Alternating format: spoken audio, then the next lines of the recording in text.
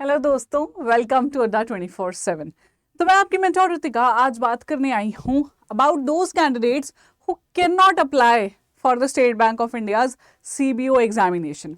तो एलिजिबिलिटी मैं काफ़ी बार डिस्कस कर चुकी हूँ डिटेल में, लेकिन मैं देखती हूँ फिर भी बहुत सारे कैंडिडेट्स हैं जिनको कन्फ्यूजन रहता है। तो आपकी इसी कन्फ्यूजन को दूर करने के लिए जो कैंडिडेट्स नहीं अप्लाई कर सकते वो बताने के लिए आज का सेशन में लेके आई हूँ। तो अगर चैनल नहीं सब्सक्राइब किया है प्लीज़ कीजिए, बहुत अच्छा कंटेंट आपको मिलने वाला है यहाँ पे, जो पढ़ाई में तो काम आएगा ही लेकिन आपको इन्फॉर्मेशन भी मिलेगी, जैसे कि इस वीडियो के थ्रू मैं आपको देना चाहती हूँ। And of course download our mobile application. हमारा लेटेस्ट कोर्स SBI CBO का लाइव हो चुका है एक भारी डिस्काउंट पे, ठीक है।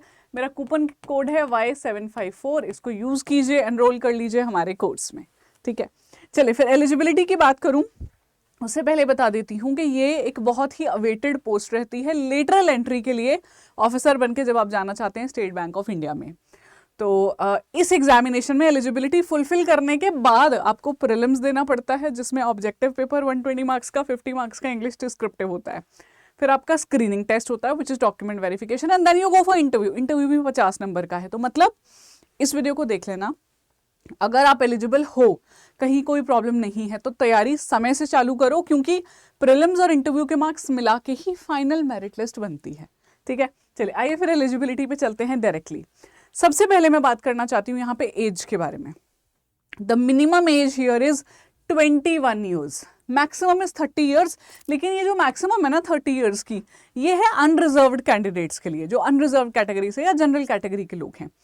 रिलैक्सेशन मिलती है आपको अपनी कैटेगरी के हिसाब से। तो अगर आप SC ST कैंडिडेट हैं 5 सालों का रिलैक्सेशन मिलेगा, मतलब आप 35 ईयर्स तक अप्लाई कर सकते हो। OBC हो तो 30 + 3 33 तक अप्लाई कर सकते हो। एक्स सर्विसमैन अगर आप रह चुके हो तो 35 ईयर्स तक। साथ ही अगर आप PWD कैंडिडेट हो, पीपल विद बेंचमार्क डिसेबिलिटीज, तो आपको 10 सालों का यहाँ पे रिलैक्सेशन मिलेगा, विच मीन्स 40 ईयर्स एज हो जाएगी अगर आप अनरिजर्व्ड हैं। यही अगर आप PWD SC ST कैंडिडेट हैं तो आपको कास्ट का तो रिजर्वेशन मिल ही रहा है, I am so sorry, reservation he relaxation, साथ में आपको PWD का भी मिलेगा। तो 15 साल हो गया, which means 45 years of age, और 43 ईयर्स ऑफ एज हो जाएगा अगर आप OBC PWD कैंडिडेट्स हैं। ये है आपकी एज क्राइटेरिया, सबसे पहले ये फुलफिल करेंगे। दूसरा है nationality has to be Indian, of course आप इंडियन नेशनल होने चाहिए हैं। उसके बाद आता है जी एजुकेशन क्वालिफिकेशन, आपके पास ग्रेजुएशन होनी चाहिए। If you are not a graduate of course you can not apply, officer cadre की जॉब है तो ग्रेजुएशन डिग्री चाहिए। अच्छी बात यह है कि मिनिमम परसेंटेज नहीं मांग रखी है, RBI, नाबार्ड, सभी कई बारी परसेंटेज मांगते हैं, इन्होंने यहाँ नहीं मांगा है। Then the most important thing is work experience. Minimum आपके पास 2 इयर्स का पोस्ट क्वालिफिकेशन वर्क एक्सपीरियंस होना चाहिए, और वो भी एज एन ऑफिसर। इसका मतलब क्या है कि जो आपने काम किया है, जो रोल या रिस्पॉन्सिबिलिटीज निभाई हैं, वो कहीं ना कहीं एक SBI में जो ऑफिसर होते हैं जनरल बैंकिंग में, उनके साथ अलाइन होना चाहिए। क्या बिल्कुल ऐसे नहीं हो कि हाँ काम किया लेकिन मुझे पता नहीं है कि क्या ऑफिसर लेवल काम है, वो किया होना चाहिए या तो शेड्यूल्ड कमर्शियल बैंक में या RRB में, इन दोनों में से कहीं पे भी किया है तो चल जाएगा, पर ऑफिसर कार्डर बहुत इंपॉर्टेंट है। अगर आपकी ऑफिसर कार्डर नहीं रही तो आप नहीं अप्लाई कर सकते, please be very clear with it, ठीक है। मैं आपको रिलैक्सेशन तो ऑफकोर्स पहले ही बता चुकी हूँ। इसके बाद आता है मुद्दा कि ठीक है, ये सब कैंडिडेट्स, एक कैंडिडेट जो ये सब क्राइटेरिया फुलफिल कर रहा है फिर भी वो क्यों नहीं अप्लाई कर सकता। सबसे पहले बात हम करते हैं कि who can not apply here even after fulfilling the criteria. क्या पॉइंटर्स है वो मैं आपको आगे बताती हूँ, लेकिन अगर तो आप फ्रेशर हो, you have no work experience, you can not apply. If you have work experience but it is not aligning with the duties and responsibility of a generalist officer scale 1 level का SBI में, आप तब भी apply नहीं कर सकते। और work experience वो कैसे पता चलेगा, आपका जो करंट एम्प्लॉयर है वहां से आपको वर्क एक्सपीरियंस का प्रोफाइल लेटर मिलता है, प्रोफाइल लेटर या आपका एक्सपीरियंस लेटर मिलता है, वो मैच होना चाहिए। Also the current employees of SEBI in the clerical और सुपरवाइजरी रोल्स या फिर कॉन्ट्रैक्ट बेसिस पे आप तब भी अप्लाई नहीं कर सकते, स्टेट बैंक ऑफ इंडिया ने क्लियरली बोला हुआ है।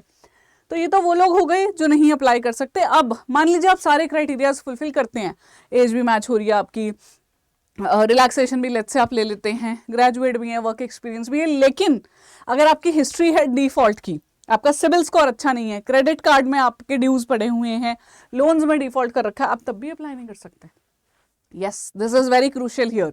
Individuals with a history of defaults on loans, credit card dues, या अगर आपकी कोई रिपोर्ट सिबिल स्कोर अच्छा नहीं है, या सिबिल तो एक एजेंसी है ना, ऐसे अगर और कोई स्कोर जो निकलता है आपका वो भी सही नहीं है तो आप अप्लाई नहीं कर सकते. This is very very important.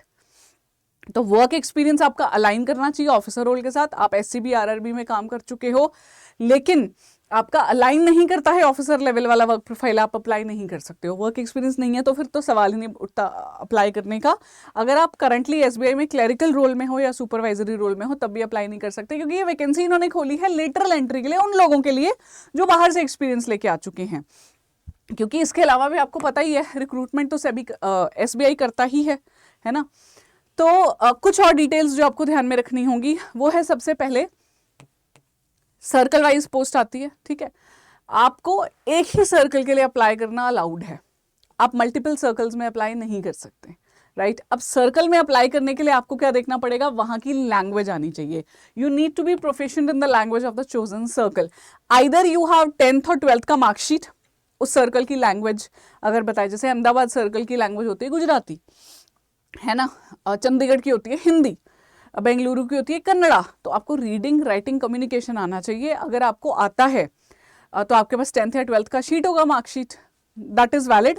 अगर आपके पास आपकी 10th या 12th की मार्कशीट है तो बस आपका डॉक्यूमेंट वेरिफिकेशन होगा and then you will go for the interview. But if let's say you say that I am proficient in the language but I do not have any proof of 10th और 12th, तो ये आपका test लेंगे. उसको कहते हैं LPT, language proficiency test. It is conducted in case one cannot provide the 10th or 12th mark sheet showing the opted local language as a studied subject, because you are going to be in the same circle for coming 10 to 12 years.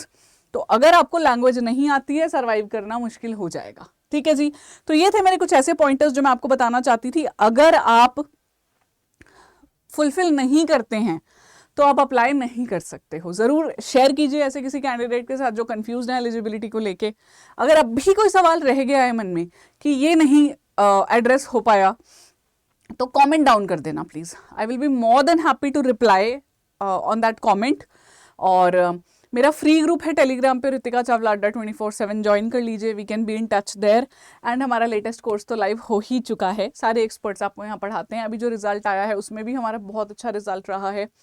तो नए batch को हमने live कर दिया, यही सोच कर कि जो आने वाला पेपर है उसके लिए आपको ड्यू तैयारी मिल जाए, टाइम मिल जाए. मेरा कूपन कोड है Y754, यूज़ कीजिए, एनरोल कीजिए अपने आप को हमारे इस बैच में.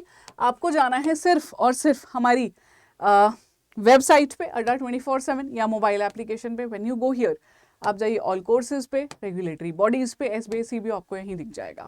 अरे अभी तो डबल वैलिडिटी चला हुआ है, which means you pay the fees of 6 months and you get the course for 12 months. 6+6 इसको डबल वैलिडिटी कहते हैं हम.